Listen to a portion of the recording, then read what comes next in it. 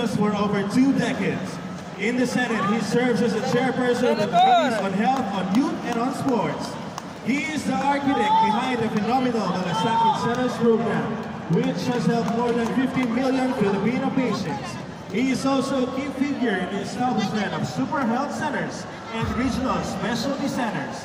These initiatives significantly enhance healthcare accessibility across the nation. A fervent supporter of grassroots sports development, he recognizes its vital role in shaping our youth and promoting societal well-being. He is accompanied by the Mr. Philip Salvador.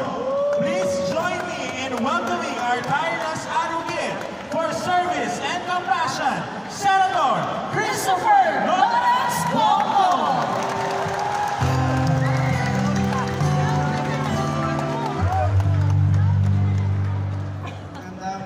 Hapon po sa inyo lahat, mga kababayan ko.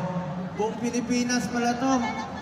May taga Tagum, Quezon City, mga taga Zamboanga, mga Iloilo, mga parenti ko na. Alam niyo mga taga Iloilo, mga Ilonggo, pinsan ko yan. Kasi ang tawag sa inyo Ilonggo, ang pangalan ko Bongo. Kanina kasi may lumapit sa akin kanina nagpapasalamat. Sabi ko, wag ko kayo magpasalamat sa akin. Ako po ang dapat magpasalamat sa inyo dahil binigyan niyo po ako ng pagkakataon na makapagserbisyo po sa inyo. Maraming salamat po sa inyo lahat. Sa ating mga athletes, bilang chairman po ng Committee on Sports, suportado ko po kayong lahat. Mamaya babanggitin ko sa inyo kung gaano ka-importante, equally napaka-importante rin po ng ating mga athletes po. Thank you, Senator! Thank you rin po sa pagkakataon. Maraming salamat po. Gusto kong pasalamatan ang ating mga kasamahan sa gobyerno sa pag-organisa po nitong tournament, no?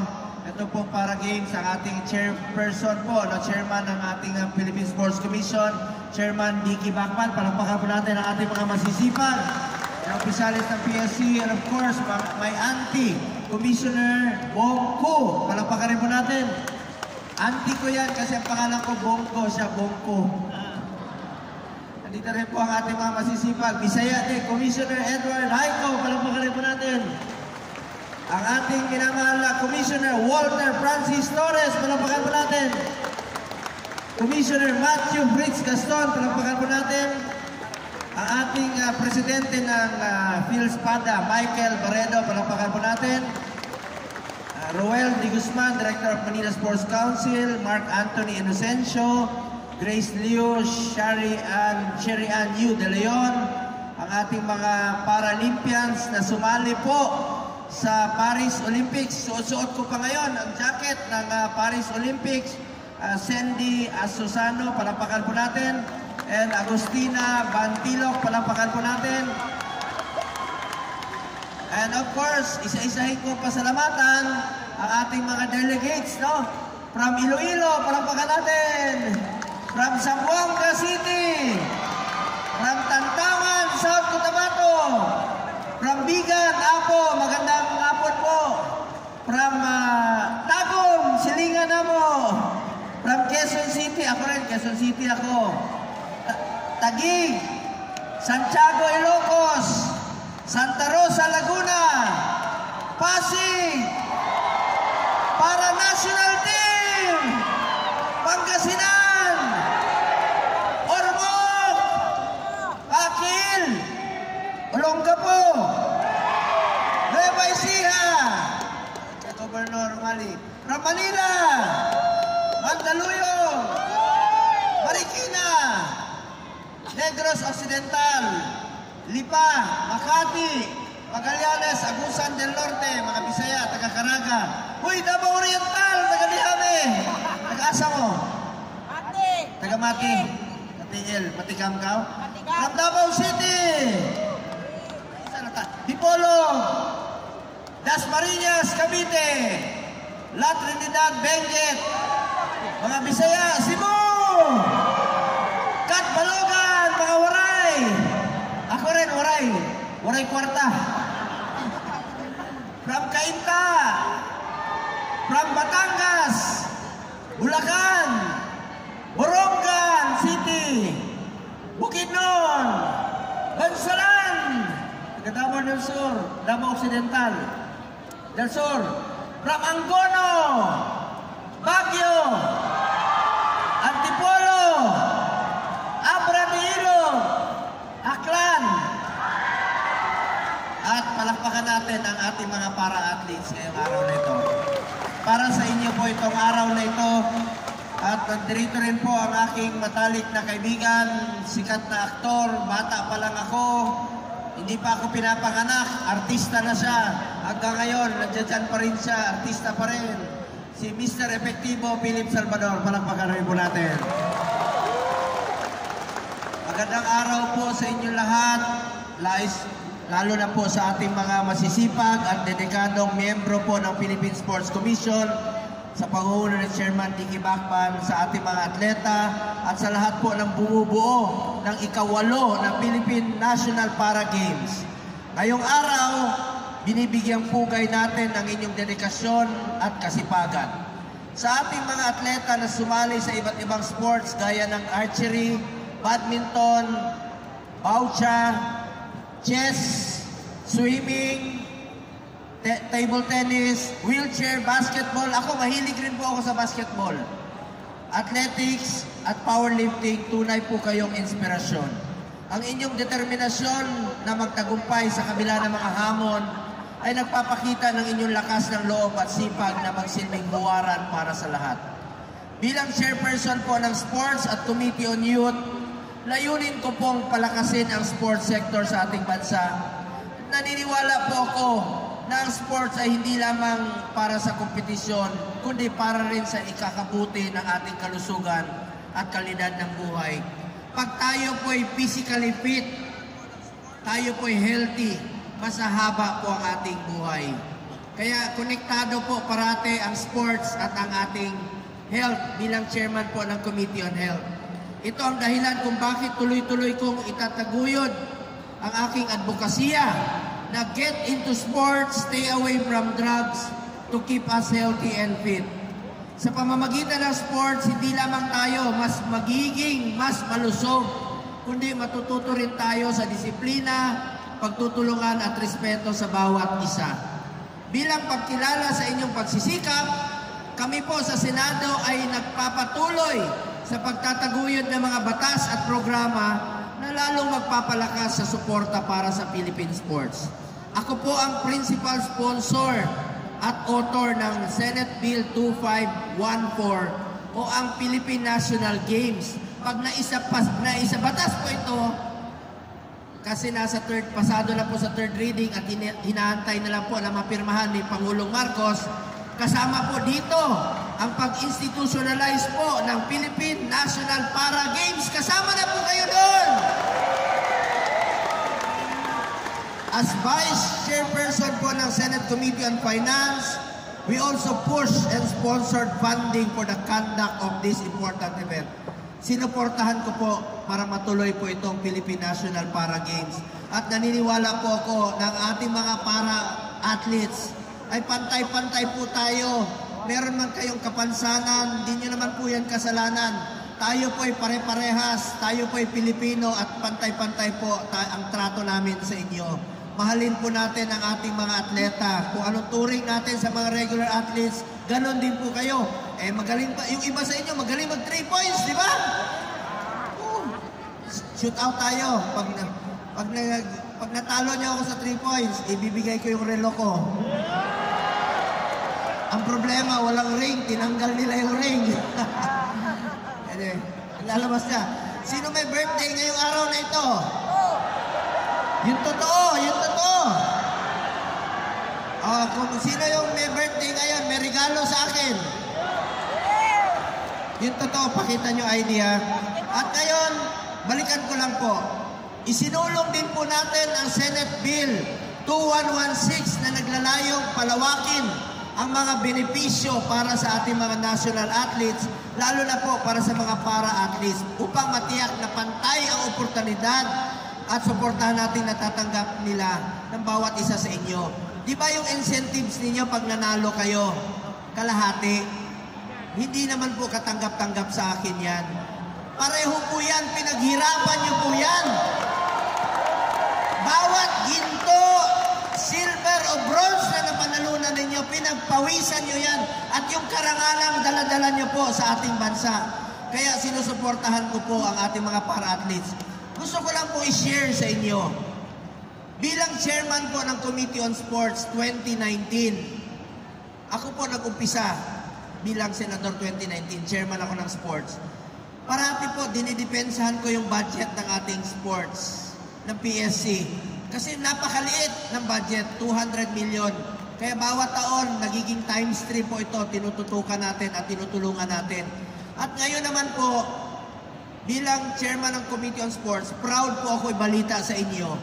Nagkaroon tayo ng first Olympic gold nung Tokyo Olympics. At ngayong 2024 naman po, kaya proud na proud akong sinuot ngayon ng jacket, nagkaroon tayo ng first ever twin gold. Dalawa po ang ating gold sa Paris Olympics po. Kaya bilang chairman ng Committee on Sports, patuloy po akong susuporta sa ating mga atleta. At ako rin po ay isa sa mga author at co-sponsor din po ng Republic Act 11470. Ito pong National Academy of Sports. Meron na tayong eskwelahan sa New Clark City na pwede po mag-aral at the same time mag-training ang student athletes. Ayun po, National Academy of Sports sa New Clark City. Meron na ho kayong eskwelahan na pwede mag-aral at the same time mag-training. May mga scholars na po dyan na atin rin po isinulong. Ngayon, bilang chairman din po ng Committee on Health, mabanggitin ko na lang po sa inyo, meron na ho tayong 166 na malasakit center sa buong Pilipinas na laging handang tumulong po sa ating mga kababayan. Yan po, pwede nyo lapitan yan para po yan sa Pilipino. Kung meron ho kayong mga kailangan tulong sa Orthopedic Center Hospital, tutulong po ako doon sa inyo. Halimbawa, kailangan nyo po ng operasyon sa paa o sa buto. Kung kailangan nyo po ng tulong, lapitan nyo lang po ang aming opisina. Tutulong po ako sa inyo sa abot po ng aking makakaya. May malasakit center din po dyan sa Orthopedic Center. Mga kababayan ko, pangalawa ko po naging prioridad, yan pong Super Health Center. Pwede po dyan manganak, dental, laboratory, x-ray, magkakaroon po ng mahigit 600 na Super Health Center po sa buong Pilipinas. Tuloy-tuloy po yan. Pwede na po dyan yung mga buntis, dyan na po. Dyan na po yung konsulta ng PhilHealth. Dahil sobra-sobra naman ang pera ng PhilHealth, kaya nga binabantayan ko itong PhilHealth. Dapat po ibalik yung serbisyo sa mga kababayan nating mahihirap po, nating mga kababayan. Kaya nakikiusap po ako sa PhilHealth. Yan po, Super Health Center sa Batangas, Tingloy, nasa island. Punta kayo ng South Cotabato. Taga South Cotabato kayo? Naamoy Super Health Center dyan, pakita mo. Nasa bundok ang Super Health Center nila. Yung buntis, Tibuli Tribe, ni Tibo, nanganak. Sabi nung nanay, ipapangalan daw niya sa akin yung bata. Sus, pagtingin ko, babae yung bata. Sabi ko, paano mo pangalanan sa akin? Lalaki ako. Sabi niya, sir, pangalanan namin ng Bongga. Yan o. Yan. Mahigit 600 na Super Health Center itatayo sa buong Pilipinas po. Pangatlo, napakahalaga po nito. Regional Specialty Center. Ako po ang principal sponsor ng batas na yan. Priority yan ni Pangulong Marcos. Kung saan po ay magtatayo na po ng mga specialty center. 17 na specialty center sa buong Pilipinas sa mga selected DOH hospital. It's a multi-year plan of the government. Halimbawa, heart, neonatal, brain and spine, ortho, buto. Ilalagay na po sa mga specialty center sa mga DOH hospital sa buong Pilipinas. Kayong mga taga Zamboanga, hindi nyo na kailangan pumunta ng Maynila sa pagpapa-opera. Mga taga Davao sa SPMC, pwede na kayong magpa-opera. Heart Center, Kidney, Cancer Center. Yan po, itatayo sa loob ng 5 taon. Ako po ang principal sponsor ng batas na yan. Regional Specialty Center. Dahil naniniwala po ako that health is wealth po. Ngayon, chairman din po ako ng Committee on Youth sa mga kabataan. Kayo po ang kinabukasan ng bayang ito. Mag-aral kayo ng mabuti. Malay nyo, kayo rin po maging senador ng bayang ito. Mahalin po natin ang ating kapwa Pilipino. Bilang chairman ng sports, kung meron kayong mga concern, bukas po ang aking opisina para sa inyong lahat. Kung may reklamo kayo, bukas po ang aking opisina para sa inyong lahat. Huwag po kayo mag-atubiling lumapit sa akin. Tawagin nyo lang po akong Kuya Bongo ninyo. Pero kung mas matanda kayo sa akin, huwag nyo akong tawaging Kuya. 50 years old na po ako. Mukha lang po akong bata. Pero hindi nyo naman malilimutan ang pangalan ko. Alam nyo, napaka-traffic sa Rojas Boulevard. Ano yung traffic light? Ano yung green? Go! Go.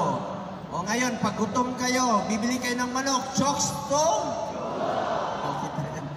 Anong paborito nating araw? Walang trabaho, ling?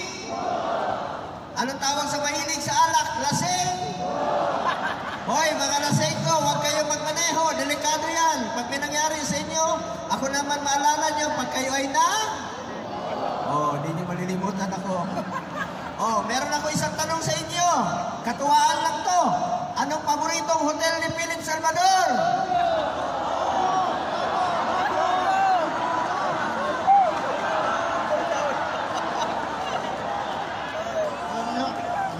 Hello. Magandang hapon po sa inyo lahat. Alam mo, partner, ngayong ulang napatunayan. Ang mga para-athletes pala, marami. Maraming marites. Yeah, mabait po yan si Philip Salvador. Alam niyo si Philip Salvador, 71 years old na yan. Pero, may asim pa yan. Pauli ka. Alam niyo, magkasama kami nung isang araw po. Galing kami ng Catanduanes sa lanta ng Bagyo. Binisita namin, nagbigay kami ng tulong. Alam niyo, ang init po, tanghaling tapat. Basang-basa yung damit ni Philip Salvador. Napatunayan ko po, may asim pa talaga siya. Ay, nako. Sige, lapitan ko kayo. Yakapin nyo kayo. Pangulo ang amoy nyo. Binilihan ko na siya ng tawas. Mga kababayan ko, balikan ko lang po. Bago umalis si Carlos Yulo, sila Ira Villegas, Nesty Petesio, yan, pakilagay sa screen. Sinuportahan natin sila. Bago umalis ang ating mga para-athletes sa Paris Olympics, sinuportahan rin po natin sila. At isa lang po ang pinagbilin ko sa kanila.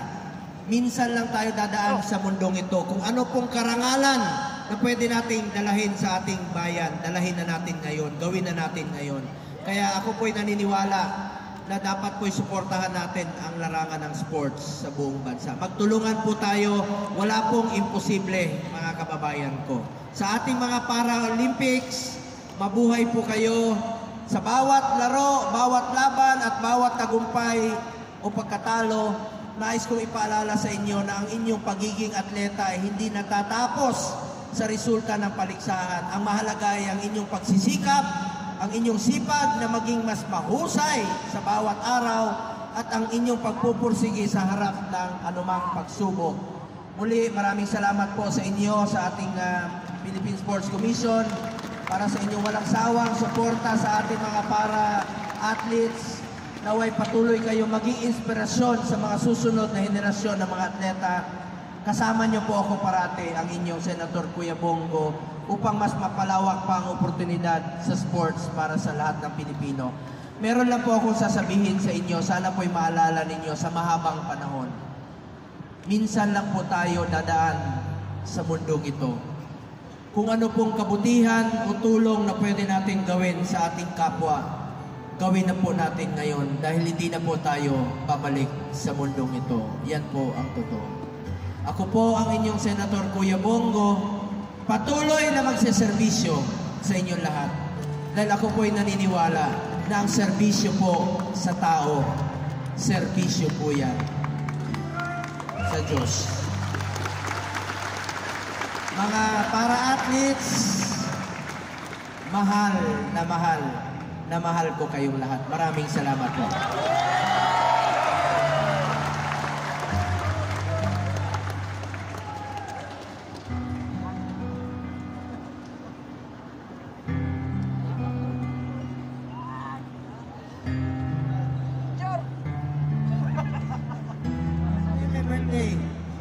may birthday today. Si Ken Ivan Marcos para swimmer. Yun, asa mo isi?